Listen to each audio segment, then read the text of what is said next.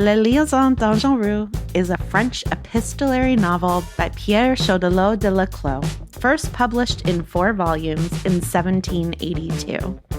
It has been adapted into 8 films in the last 65 years, and today we're talking about the high school adaptation from 1999, Cruel Intentions.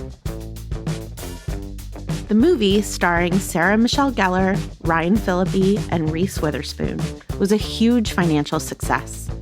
It has since become a cult classic and has spawned its own adaptations, a direct-to-video prequel in 2000, a sequel in 2004, a jukebox musical in 2015, and a 2024 television series. The film centers around Sebastian Valmont, played by Phillippe, who is a jaded, uber-wealthy high schooler spending his summer in bored pursuit of sexual conquests. He tells his equally cynical stepsister Catherine, played by Gellar, that he's finally gotten a conquest in mind that is exciting to him, Annette, played by Witherspoon. Annette is about to transfer to their high school and has just written an article in 17 magazine about her intention to stay a virgin until marriage. Who can resist? Can you imagine what this will do for my reputation? Screwing the new headmaster's daughter before school starts. She'll be my greatest victory. The entire movie is a sexually charged power struggle between Sebastian and Catherine. Catherine has no faith that Sebastian can get this girl, so offers him a bet. If he can't bet Annette, she gets his car. If he can... In English, I'll fuck your brains out. What makes you think I'd go for that bet? That's a 1956 Jaguar Roadster. Because I'm the only person you can't have and it kills you. No way. You can put it anywhere. Meanwhile, Catherine is pursuing her own mission of corruption. Catherine's ex spurned her and left her for a virginal idiot named Cecile, played by Selma Blair.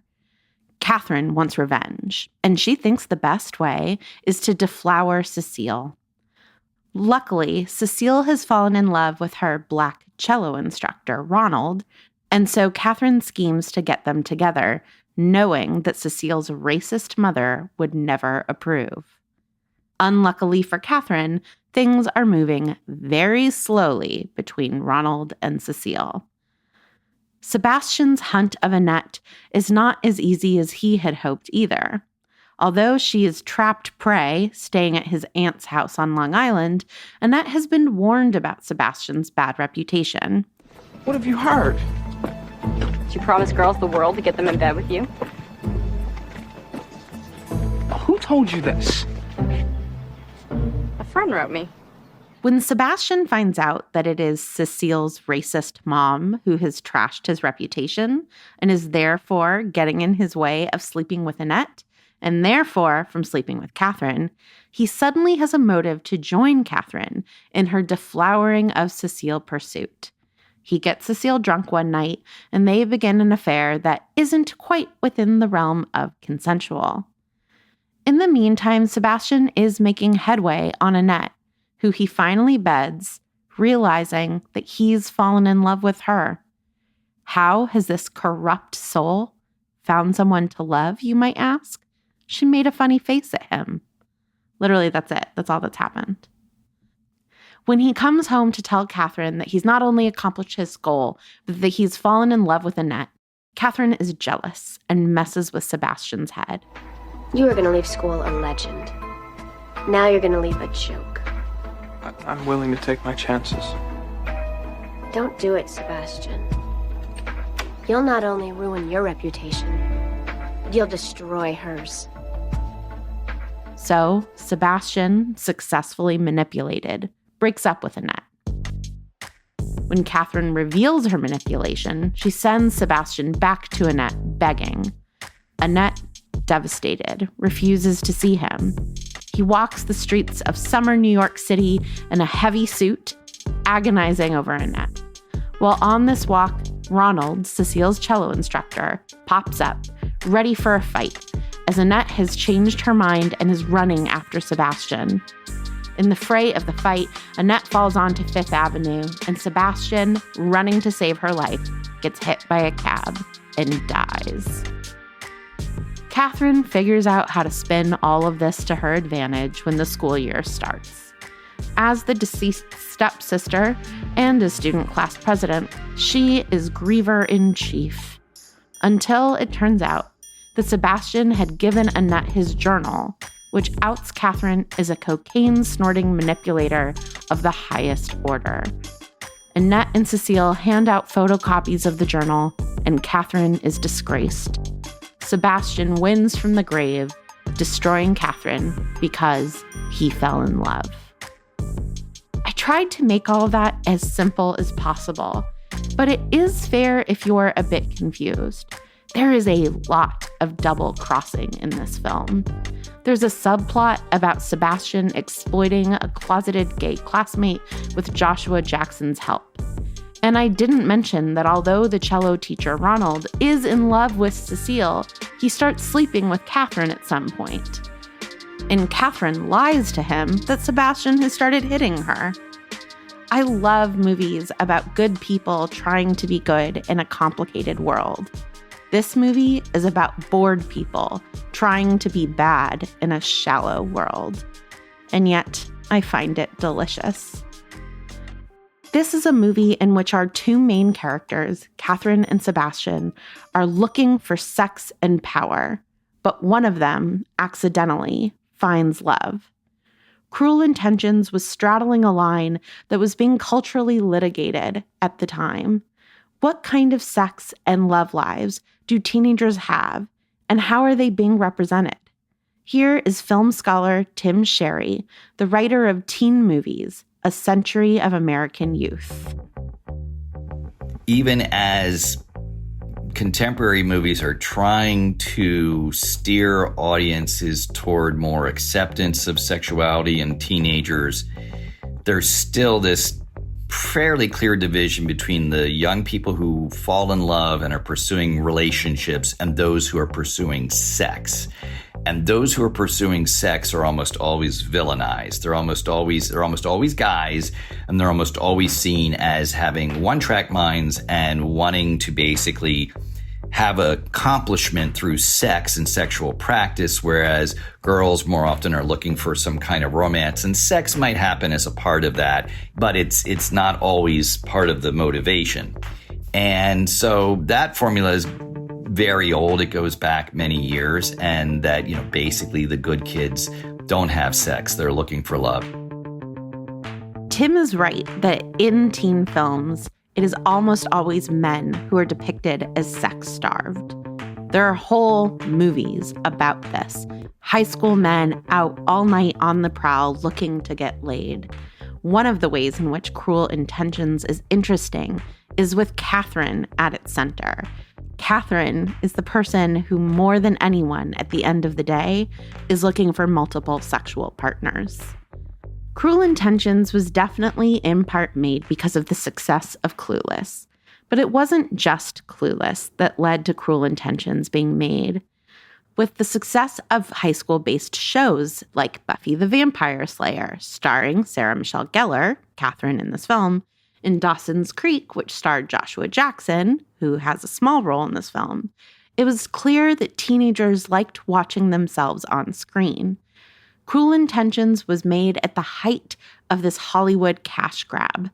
Brian Rafferty, in his book, Best Movie Year Ever, How 1999 Blew Up the Big Screen, puts it this way. In 1999, a brief but far-reaching teen movie movement entered its senior year, as mall cineplexes were flooded with tales of high school swooning and prep school cruelty, enough to sell more than $400 million worth of tickets. Only a few years earlier, the genre had all been declared over.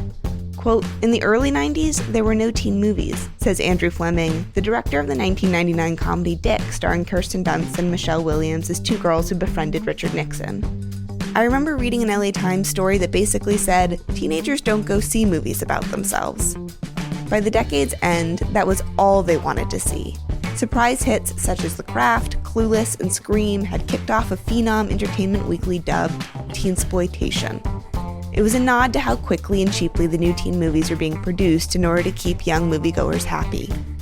It was the easiest audience to get, noted Cheryl Longin, who co-wrote Dick with Fleming. Teenage boys would go to pretty much any movie that got attention. They'd all rush out on opening weekend because that's all there was to do, and studios cashed in on that. Teensploitation films are relatively low-risk investments for executives, as most cost between $7 million and $13 million. There were so many high school movies in the works that studios began seeking out new faces to cast. Finding them would be as easy as turning on the TV. And the bet on Cruel Intentions paid off brilliantly. By the time the film was finally set to open, shots of the famous girl-on-girl kiss had leaked and spread excitement like wildfires. And then the best advertising happened. There were signs in the theaters that read, "We will not sell tickets to Cruel Intentions if you are under 17." The film is so of its time in so many ways. The soundtrack, the clothes, the sunglasses, the casting. And yet it is also a deeply timeless story, and not just because it is based on a 250-year-old novel. What is most timeless about the film is the fact of its success. People are always fascinated with wealth, youth, beauty, and sex. I'm Vanessa Zoltan. And I'm Kristen Meinzer. And this is Hot and Bothered.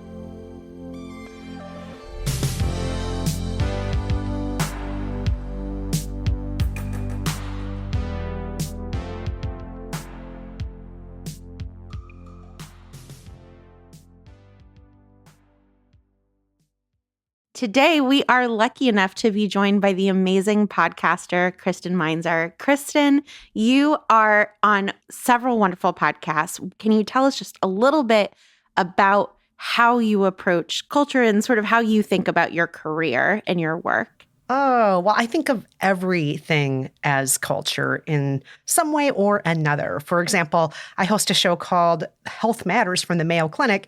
Health is also culture. I host a couple of shows about the self-help industry. Self-help is culture. I guest on NPR's Pop Culture Happy Hour once a month.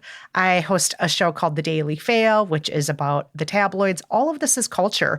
And by culture, I mean, what do we believe in? What do we value? What's important to us? How do we treat different people? Who's considered valuable? Who's considered disposable in our society? And so on. And I think culture is all of those things. And I think pop culture specifically reflects that in a huge way that is oftentimes dismissed and laughed at. But we shouldn't dismiss it out of hand as just mindless fluff or, quote, guilty pleasure. It's way more than those things.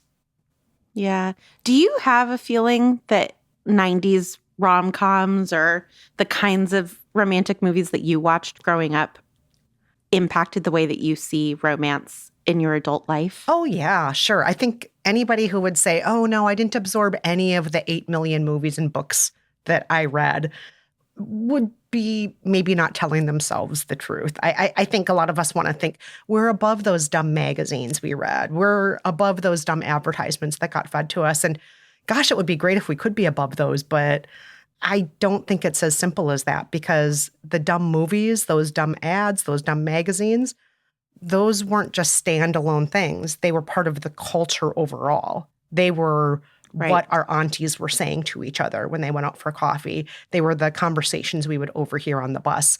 That was everywhere. So to say that those things didn't affect me in some way or another, that would not be true. They absolutely did. I wish they didn't, but they did. What is your relationship with Cruel Intentions specifically? Well, I gotta say, when it first came out, I thought, oh, do I really need this? I love Dangerous Liaisons. I was one of those teenage girls who loved a good costume drama, who loved, 80 yards of fabric in a skirt. I loved all of that stuff.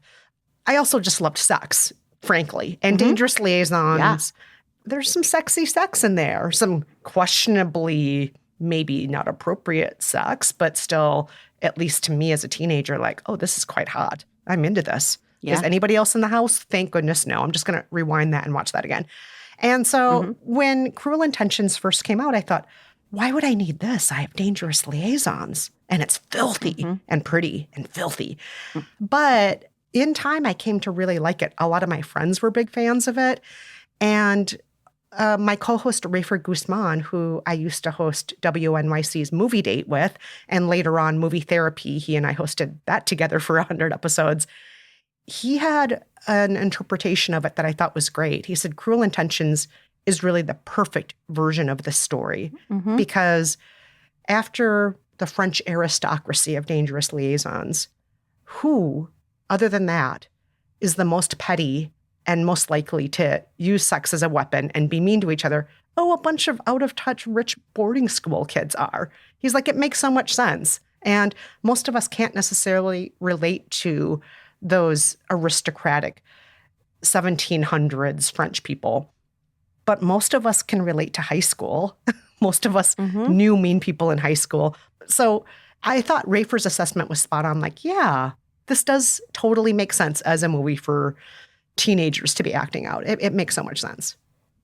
Yeah, it's been really interesting covering adaptations of classics into high school films. Like, yes. First of all, just the fact that that was such a phenomenon, but just realizing how aptly the sort of like classical settings of Europe can just perfectly map on to the cafeteria. Oh, yeah. In any high school now. Absolutely.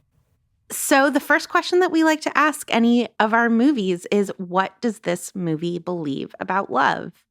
What do you think that this movie believes about love? A movie called Cruel Intentions, you know. Well, I think that this movie believes that even though love can be toyed with, love can be manipulated, love can be a game, when you scratch the surface underneath it all, love can be real. And love is something that it is worth destroying your reputation for in the end. And love is something that is more important than who's most popular, who's richest. But you may not realize that until you're dead because a car hit you, because you were pretending that none of that was true. And that's probably a really overly long answer. No.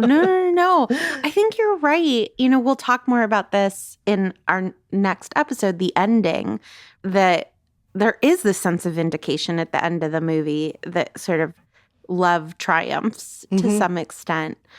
I think Annette, Reese Witherspoon's character, is supposed to be like the embodiment of earnestness matters. It is real. Connection is real. You know, manners, like kindness, these things matter. There is integrity to them. Yes. And therefore that love is real as much as we can poke at it, that it's real. Yeah, I got to give it to that character. Apparently it was not a very well-drawn character initially. They were trying to court Reese Witherspoon to be in the movie. They worked to make that character more fully fleshed out. So she wasn't just an icon of virtue. She had a sense of humor. She was smart. She actually wasn't naive or out of touch. She just knew what she wanted, which was, right, I want to treat sex like something that is not just frivolous. To me, it's more than just frivolous because I'm not a frivolous person. But that also doesn't mean I'm a dumb, naive person either. Yeah. I think it's a really well drawn out character. It's not, I made a promise to Jesus and, you know, and my daddy, and therefore I'm not having sex. It does seem as though her commitment to staying a virgin, I mean, she's a really great line, right? She's like, I think that love and trust are two really adult emotions, and I want to wait until I have those mature feelings before I have sex. So yeah. Your reading that this movie believes that love at the end is real, I think, is embodied in the Reese Witherspoon character really beautifully. I do think that the movie, I mean, obviously this is something that the characters believe. Whether or not the movie believes it is different, but the characters absolutely believe that love makes you weak. And I think there is an extent to which the film believes it definitely does not believe that love makes you good. Ronald, Cecile's cello teacher, who is so in love with her that he is sending her letters and, they're having these daily lessons and these clandestine moments. Here, let me show you how to hold that bow. Oh, here, exactly. let me sit behind you. And because that's what you need your teacher to do while you're playing the cello is straddle you from behind. Obviously. Yes, obviously. But he starts cheating on her with Catherine. And when he goes and confronts Sebastian at the end of the movie, there would be every reason for him to be confronting Sebastian because Sebastian has raped Cecile. But instead, the confrontation is over Catherine, the fact that Catherine says that Sebastian hit her.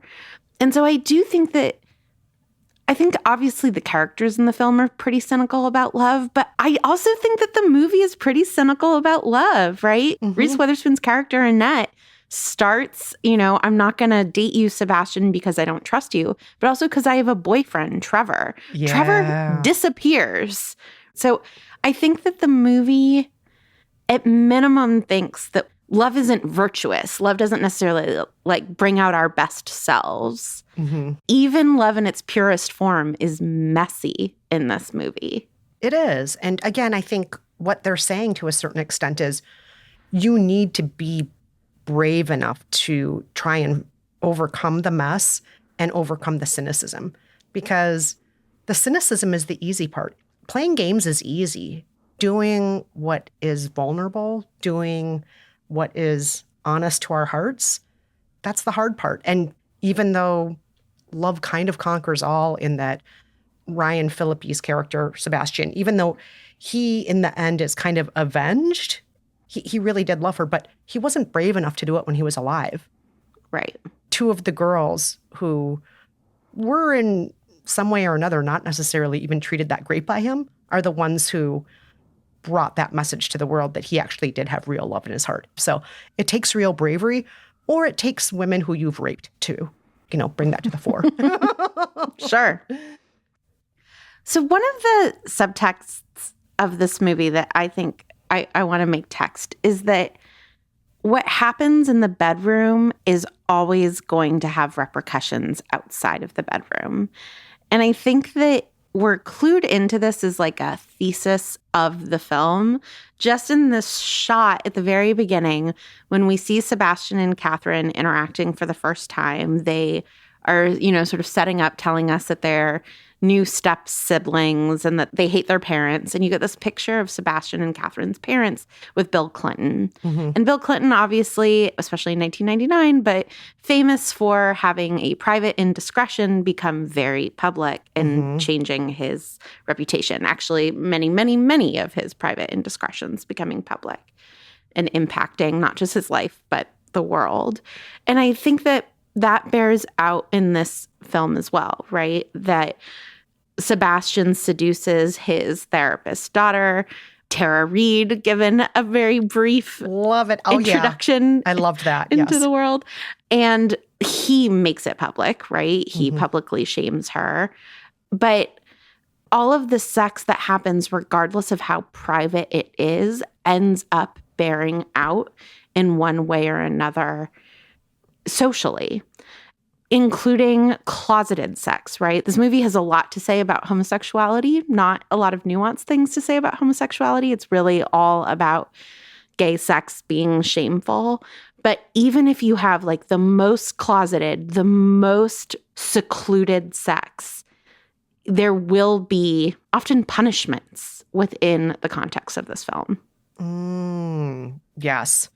And I think that that's interesting in 1999, where there is this real argument happening that you'll hear people say of, I don't care what you do in the bedroom, just don't flaunt it in my face, right? As a way of saying, I don't care if people are gay. I just don't want to see you out and proud in my life. I don't want to see you get married. I don't want to see you have the right to adopt children, right? This idea of what happens in the bedroom is private is something in 1999 that is actively in the discourse.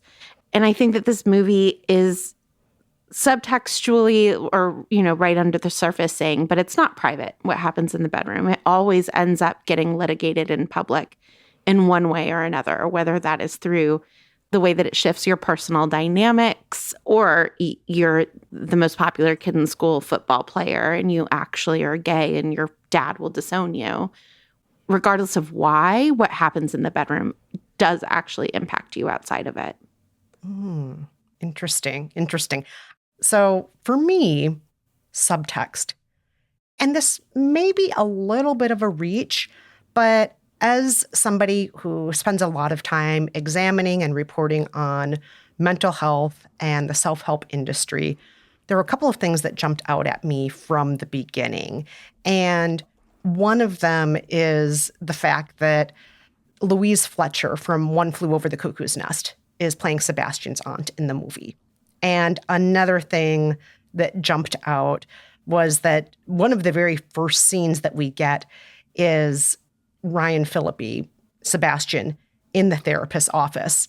And it just made me think about when we talk about what is normal, what is healthy, what is considered not psychotic or off the hinges or narcissistic and so on, how much of that is informed by class. And rich people can do a lot of stuff that the rest of the world, if we did it, would be considered homicidal, psychotic, or crazy. So I did think quite a bit about that and how rich people can get away literally in this movie with murder and other bad things. You can get away with a lot of bad stuff if you're a rich person. You can. I'm sorry, murder isn't quite the right word, but in the original Dangerous Liaisons, it essentially was going to be a duel to kill somebody. It's a duel. Not Sebastian accidentally getting hit by a car while they're punching each other a lot. But although I am curious what happens to that young black man. Oh, we know what happens. The reason. Oh, God. We know what happens. Yes. Yeah. So rich people can get away with a lot, and the assumptions of what rich means, race is pointed to at a certain point. The young black man who is the cello tutor, played by Sean Patrick Thomas from Save the Last Dance. At one point, Cecile's mother says something to him like, oh, we took you off the streets and gave you a job. How dare you write love letters to my daughter? How dare you do this? And he says, I live at 59th and Park. What are you talking about? So there's definitely certain assumptions made about class. And the movie winks at them without actually just acknowledging, like, these are terrible rich people who can do what they want because they're rich. Yeah. I mean, we certainly see that with rape by any other name, right? Yes. Sebastian and Cecile, it's like a little unclear. Definitely he performs oral sex on her after he has gotten her drunk and she says no. The implication absolutely is because he is like handsome, white, and rich. He's just allowed to do whatever he wants with her. Yes. Right? He's allowed to treat her however he wants. Yeah. And it also makes the people who are in charge of deciding what is mentally healthy and what is not healthy, what is normal and what is not normal. It also brings those people into question because Sebastian's therapist is herself very much a rich ivory tower person with a best-selling book going on a book tour. Is she the arbiter of what's normal and healthy when she's so out of touch and isn't even paying attention to what her own daughter is doing? Yeah, that opening scene is really interesting, the scene of Sebastian meeting with his therapist, because it's really just about how everyone in this upper echelon is a shallow hypocrite. Yes. And that Sebastian, is going to keep winning because he's willing to play dirtier than other people. And so you see the full scope of his power. It's not that he's smarter. It's just that he's more shameless. But you also do see the depths of his cruelty, right? He tortures this woman's daughter. I mean, he's bored. And the reason that he gives is she was charging too much, right? Yes. Like that's not a reason to punish somebody's daughter. Yeah, if we think about the way that we get introduced to characters as being indicative of what the film wants us to think of them, it's a very interesting way to introduce us to our sort of hero here. Yeah. So we have been talking for the last several episodes about this theme of high school movies that are adapted from classics. And I'm wondering what we think that this film adds to that conversation. And what's interesting is, we've talked about 10 Things I Hate About You. We've talked about Clueless. We talked about She's the Man. And this is the first of those movies that we've talked about where it's explicitly about sex. Mm-hmm. And I think what this movie is arguing that I do think is in conversation with the other movies is that bored teenagers are dangerous. And, we talked in our last mini-season about the film Pretty in Pink. And, the James Spader character of Blaine is just like bored and angry and dangerous. I think we see that in 10 Things I Hate About You with Joey. He's like bored and rich and so is like trying to buy the women that he wants. I think in Easy A, which we haven't talked about yet, but will soon, bored teenagers are going to bully each other, right? There's a young gay character who's like literally scared for his life in that movie. Mm-hmm. And I just think that this movie is the first one we've talked about where it becomes clear how deeply scary bored teenagers are, right? Because they don't yet have a sense of the repercussions for their actions. Mm-hmm. And so I used to live on a college campus. I lived on a college campus through my 30s. I worked in residential life. And I hated going out of my room on Halloween. I was like, do you know what is the scariest thing in the world? 18-year-old boys in masks, drunk, being encouraged to do hijinks, right? Like, I was like, this is just one too many things. And I think that this movie really is making that explicit, that high school, especially high school boys, can be scary. Yeah. I mean, I think it's also making clear how high school girls can be scary, too. I mean, we need to give enough credit here to Sarah Michelle Gellar's character, too, right? Yes. But on the flip side, it's also about horniness because it's not just using sex as a weapon. Absolutely. And I do appreciate, like, Cecile, for the problematic way that she's introduced to sex, it's clear that she's like, oh, orgasms are great. Sex is great. There is a libido that she has, even though I'm not a big fan of how that character is played. It's almost like she's a 7-year-old. Like she has the mental capacity of a 7-year-old. But she was horny. And frankly, Reese Witherspoon's character, Annette, is very horny herself. And she does choose to have sex with Sebastian eventually, not just because love. She's like, oh, I really do love you. And I do want to have sex with you because I love you. But she's horny and wants it. And I do appreciate a movie that lets women be horny. Mm-hmm. Because I don't think a lot of teen movies really allowed for that for a very long time. Men were allowed to be horny. They were allowed to spy on girls in the shower, which for some reason, every teen movie, girls all got naked after gym class and then all lathered up, which never happened in my gym classes, but whatever.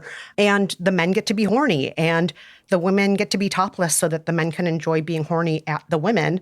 And in this movie, at least women get to be horny too sometimes, and women get to, in a lot of cases, make choices about what they want to do with that horniness. Yeah, I mean, one of the line readings that stays in my head after watching this movie is the way that Sarah Michelle Gellar screams, I want to fuck, right? And she's just like annoyed with him that he doesn't want to have sex with her. Yes. She's very demanding about wanting what she wants sexually and using her body in order to get what she wants. Yeah. And sometimes she's just using it in detestable ways. Sometimes it's about power, but sometimes she just wants sex. And And I appreciate that. That's something that just there has not been a lot of in the movies up until this point. Girls allowed to, maybe they want a Prince Charming, maybe they love, maybe they want to go to the prom with so-and-so. But no, girls also get horny too. This is not just the realm of boys. Yeah. The thing that's interesting to me about this moment, right, there's a speech that Catherine gives in the movie, right, where she says, you want me to be sexy in a certain way, and yet I'm also supposed to be a goody-goody, right? Like she's talking about the double standards around women's sexuality, the double bind of that. And it's a speech that, I don't know if you saw the 1994 movie Disclosure with Michael Douglas and Demi Moore. She gives a similar speech in that movie. She's playing a boss who has sex with her underling Michael Douglas. And I don't remember all the details, but he accuses her of assault. And there's this great speech in it where she's like, you men, you want me to work twice as hard as you, to get half as far as you, and then you want me to lie back and get fucked like a woman? Like, screw you, right? There are these speeches that are happening at the time of women saying, I would like sexual liberation too here. I don't want to just fuck in the way that you all want me to. But those characters all get punished. Yes, they do. It's a great speech. And then I'm like, but she sure does end up as the bad guy in the end. Yeah. I think it's rare that we get to see, even today, a woman get to assert her ugly side and still in the end walk away feeling great and not being punished at the end. Yeah. I think I just rewatched Mona Lisa Smile, and I think I did it for that reason. I was like, oh, she has sex that ends up badly, and then she goes to Europe. And that's how it ends. And everything's fine. Yes. Listeners, please, just if you can remember all these movies that punish women, that's not real life. You can have sex and not get punished. You can have sex with someone and it can be lousy sex, and you can still the next day go out to brunch with your friends and it'll be fine. You'll still have your job probably. Everything's going to be okay. Yeah. I do want to, we have an emergency stop button segment, which is, we can't finish this episode without talking about something. And what we have to talk about here is this really famous kiss between Catherine and Cecile.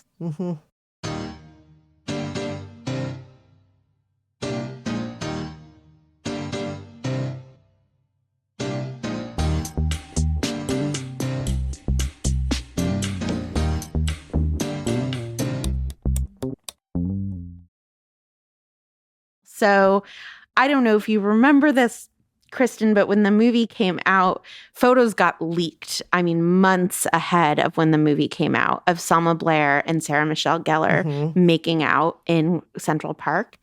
The studio really played this up a lot to be like, oh, were they kissing as actors, as friends? Was this part of a scene? But really, this was a moment in which the reason that I want to mention it is just that this is like the epitome of the male gaze. This is two young women kissing so that they can be better kissers when they kiss men. They are not kissing for their own pleasure. They are not kissing because they are attracted to one another. Catherine is trying to teach Cecile how to kiss so that Cecile can be more sexually experienced, so that she will have sex with Ronald and therefore be deflowered, which is what Catherine wants out of Cecile. But at the same time, I think that, we're supposed to read this kiss between Catherine and Cecile as Catherine also turning on Cecile a little bit, because what Catherine wants is for Cecile to be tapped into her horniness so that she will go and sleep with Ronald, right? It's this really fascinating 1999 moment of a queer female kiss that is all about men. That being said, I will say one of my queer female friends owned this movie, and that part of the tape was pretty much worn out. She just rewound that all the time and looked at it. So, sure. But she said, she's like, how many other options do I have to look at? Girls who are pretty, who are close to my age, who are kissing, and not just kissing for a quick second, but just like they're really getting into this kissing in this scene here.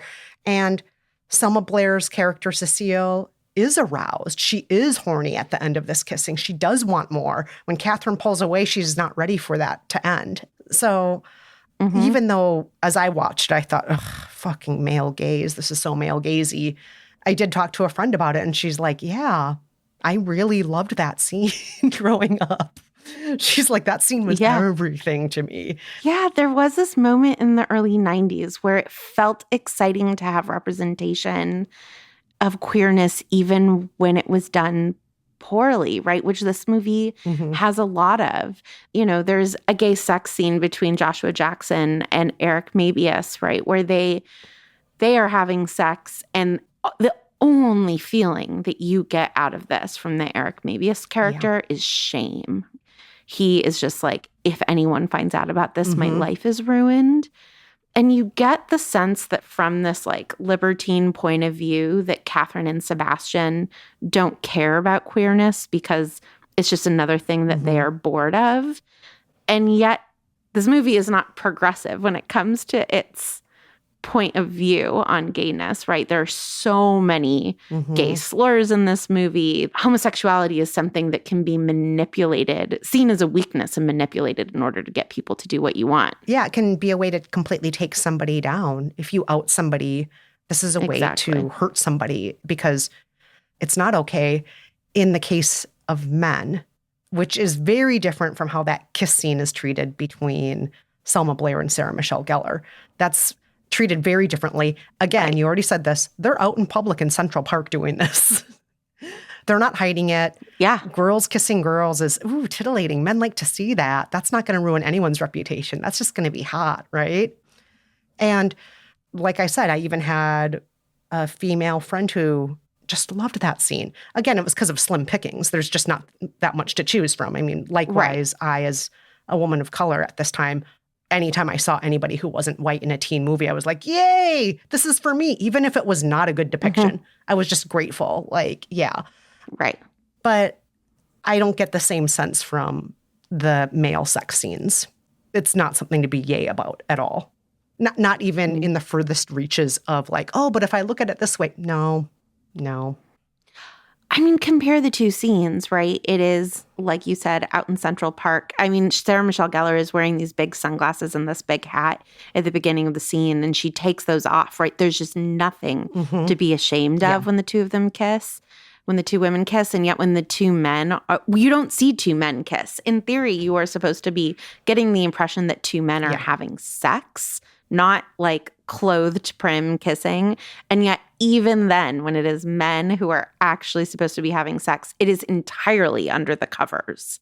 You see nothing. And gay slurs just start coming out. A photo is taken in order to exploit. Yeah, those two acts are perceived very differently in this film in ways that, made me less nostalgic for 1999. Yeah. Bittersweet Symphony. I was like, oh, the 90s. And then enough gay slurs, and you're like, oh, the 90s. Yeah, a lot of the music did make me feel like, oh, yay. And then there were certain moments where I'm like, eek, oh, God. Yeah. Oh, no. So Kristen, please finish this sentence for me. You should watch this movie if. You should watch this movie if you like watching vicious people be vicious. And I definitely enjoyed it. Rewatching this, I was like, this is a pretty entertaining movie. It's entertaining. It's snappy. It's tight. It's not trying to be overly long. It's not trying to be overly moralistic even though, there's a little bit of a moral in it of like, oh, yeah, love is what really matters more than popularity or anything else. That's kind of in there. But really, it's just let's watch vicious people be vicious and enjoy seeing what happens along the way. And it is snappy. And I do think it's still a fun watch. Yeah. I saw the movie Closer with a boyfriend at the time in whatever year that was, 2004, 2005. That's not fun. No, but we walked out of that movie and this was just like echoing in my head the whole time. He went, it's a movie about dirty, nasty people doing dirty, nasty things. That is to some extent what Cruel Intentions is. I would say you should watch this movie if you are nostalgic for the brief moment in time in which it seemed as though maybe Ryan Phillippe was going to be as important as Reese Witherspoon. Because that is not how that played out. No. There was that little window, though. Tiny window. There was that window where it felt like, yeah, who there's knows? Gosford Park. There was a moment. And then that moment left us. It really did. That moment was gone then. Well, Kristen, next week we are going to be looking at the last scene of the movie and wondering what it contributes to this conversation. Ooh. Before we say goodbye, I do just want to tell everyone we have big news. We are doing our first ever virtual live show. On April 13th, Hannah and I are going to be doing a live episode of 13 Going on 30, and we are so excited. And if you are someone who finds yourself yelling at us while you're listening to us, this is going to be an opportunity where you can actually chime in and tell us what you think. So you can get tickets for that at notsorryworks.com.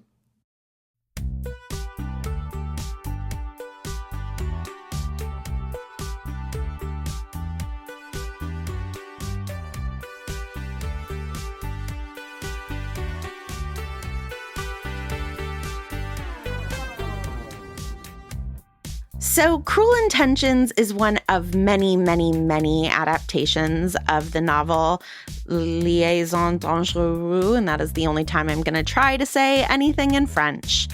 And this novel has a really long cultural history and set of moral baggage associated with it that I can't even begin to understand, not knowing the history of French literature much at all. And so we thought that we would get truly just an absolute expert on the topic on the phone.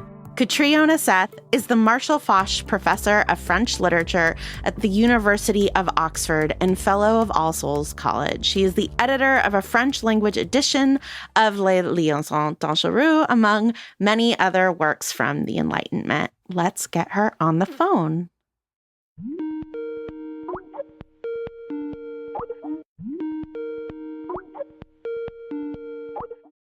Hi, Catriona.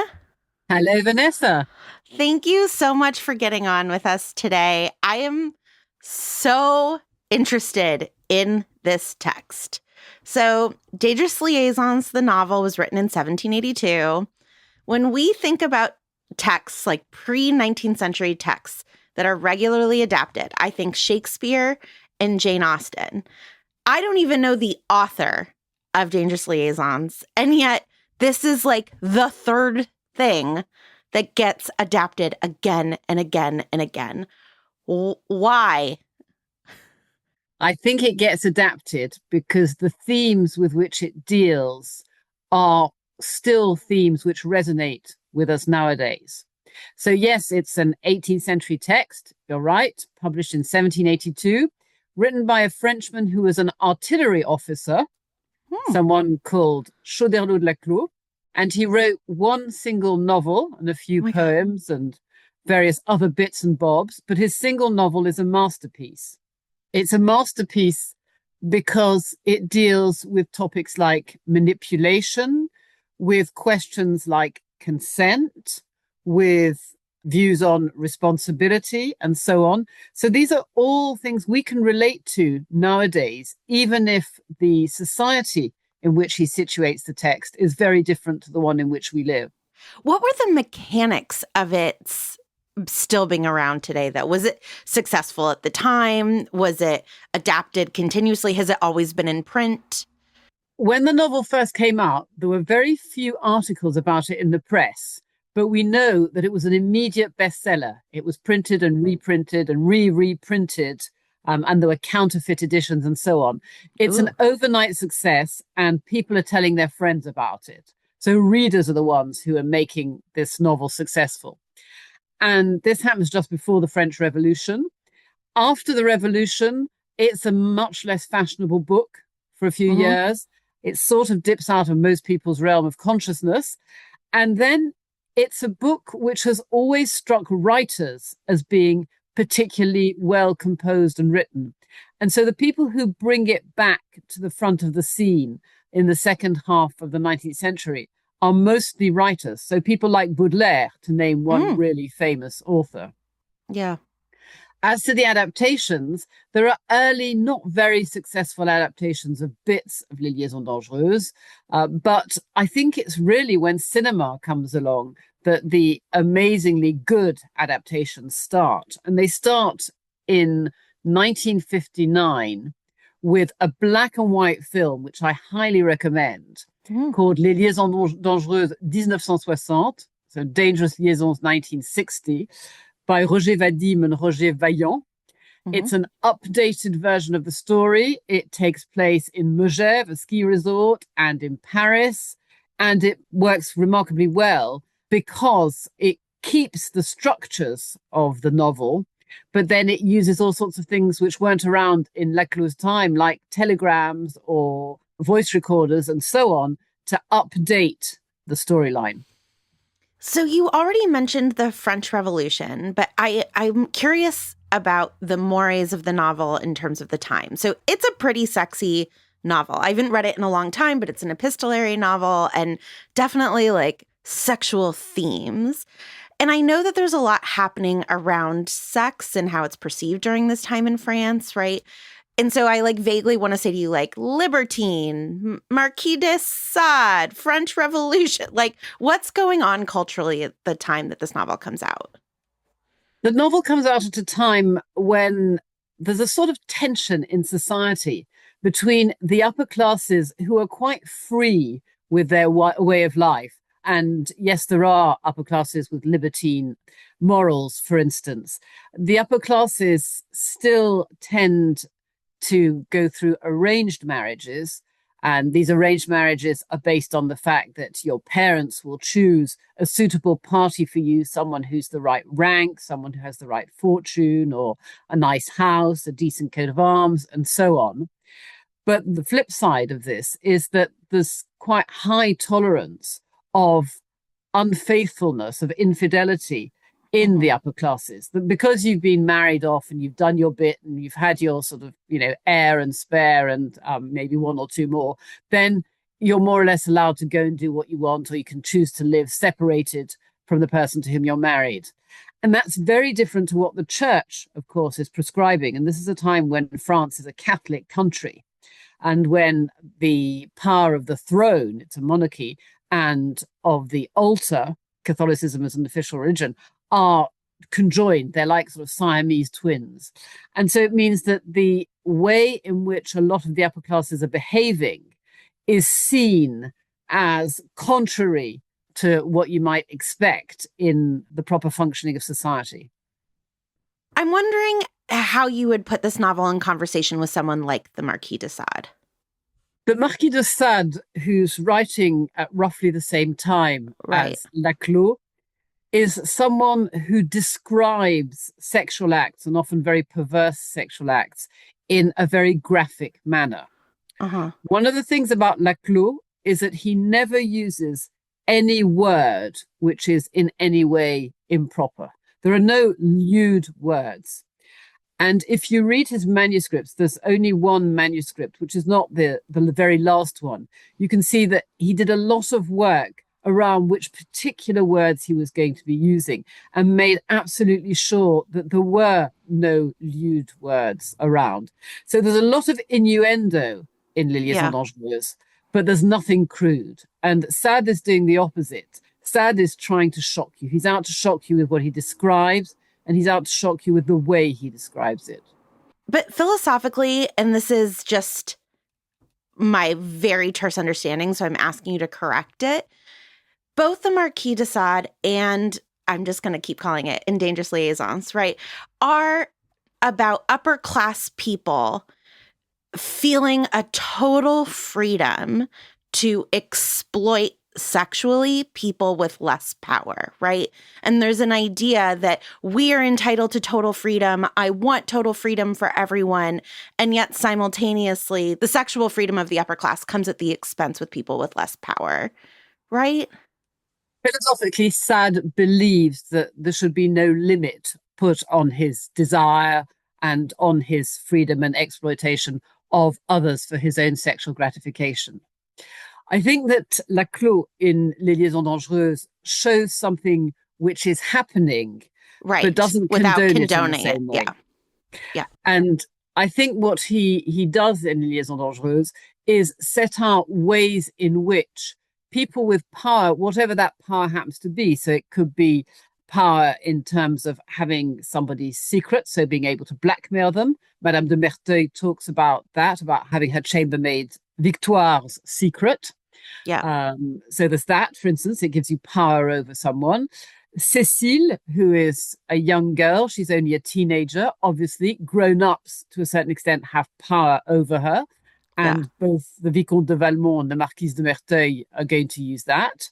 And then there's the social power, for instance, which someone like Valmont exercises over members of Madame de Tourvel's staff or over his own valet. So these are different ways of exercising power, indeed, but I don't think they work in quite the same extreme way as in Sade's writings. Yeah, and given the ending of the novel and of Cruel Intentions, do you think that it is a critique of the freedom that the upper class feels in order to exploit people with less power? Or do you think it's not condoning it, but observing it without critique? I think that's probably the most complicated question you could ask about Les Liaisons Dangereuses. Yay, I win. You win. Is it a moral novel or not? Well, Yeah. I think the answer is the jury's out. It's up to the reader to decide. And I think that's why it's one of the greatest novels ever. I think it's because it gives you all the elements and it says it's up to you now. And when you're reading Les Liaisons Dangereuses, you find yourself admiring, for instance, the libertines. You find yourself thinking, they're so clever, this is so crafty, etc. And then you realize that what you've been admiring all along, for instance, is something which is going to lead to the rape of a teenager. And as a reader, that's a pretty tough thing to realize when you realize it. And I think that's one of the great strengths, the way in which there's a sort of almost like a spring, a trap, which closes on you and says, okay, you've been enjoying this, haven't you? Well, now think about where it's taken you. Yeah. So my feeling is that it's very much left up to us. I'm wondering, there seems to be a reckoning happening in France right now, although I know these reckonings sort of come in and out of fashion, right? About men feeling entitled to women's bodies. I'm wondering if you can trace that conversation now back to the same conversations that were happening in the 18th century. I think France has long had the idea that it had a culture of gallantry, what the French call galanterie, where men have to be chivalrous. So, men will open the door for you as you get out of your carriage or, will pay for your dinner, whatever it happens to be. And it's certainly true that French society for a long time has believed that men had to offer certain things, but were to a certain extent entitled to others as a result of the woman accepting them. And I'm going to tell you an anecdote. I've been teaching Les Liaisons Dangereuses now for a number of years. And I remember when I first started teaching it, talking to a professor who's, much older than me, 20 years older than me or something like that at the Sorbonne.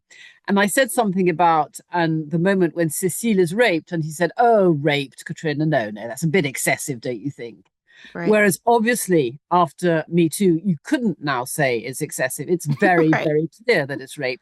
But for this Frenchman, for this middle-aged Frenchman at the time, well, no, it was, Cécile had been, she'd been slightly pushed around by Valmont, but, she got her own back and this sort of thing, which, of course, is totally unacceptable. But I think it's partly based on cultural considerations and cultural visions of the way the sexes might interact with each other. Yeah. If there's one thing that you want everyone to know about this novel, what would it be? But it's the best novel ever written. Oh, God, I love that. I love that. Because part of me was like, come on, there are masterpieces all the time that get forgotten. But you're like, no, this is remembered because it's excellent. I think it's a very, very good novel. I think it's a great novel. Yeah. For anybody who hasn't read it yet, you're in for, I hope, a really great read. I read it in 18th century literature class, and it was by far the most readable novel, right? Like, it is just a page turner and a delight to read and brilliant. So I agree with all of the above. Thank you so much for coming on and talking to us about this. What a fascinating text. And just, I'm so grateful for your time and expertise. Lovely to talk to you. You've been listening to Hot and Bothered. We are a small show and we need your support to run, so please consider joining us on Patreon. And if you love us, please leave a review on Apple Podcasts. We are a Not Sorry production. I'm the executive producer. We're edited and produced by Ariana Nettleman and distributed by Acast. We'd like to thank, as always, our soulmate level patrons, Molly Reilly, who we would chase through the airport to declare our love to, Becky Boo, who we would wait for hours on the top of the Empire State Building for, Elizabeth Schweinsberg, whose heart we would play a game of one-on-one basketball for, Lauren Byer O'Connell, who we would call up on stage to dance with in front of the whole summer camp and pronounce her name correctly, and Claudia Hammerman, who we would give the whole door to float on, even if there was room for both of us. And today we get to enter in some new soulmate level patrons. We are so grateful for you all. You joined us a couple months ago, and we are officially have you in our credits now. Avi Lichtenstein, who we would run around the kingdom making every person try on a shoe for. Kristen Hall, who we would jump off the Brooklyn Bridge and to travel through a time portal to spend the 19th century with. Shiri Yadlin, who we would write a sonnet about and read it in front of the whole class for.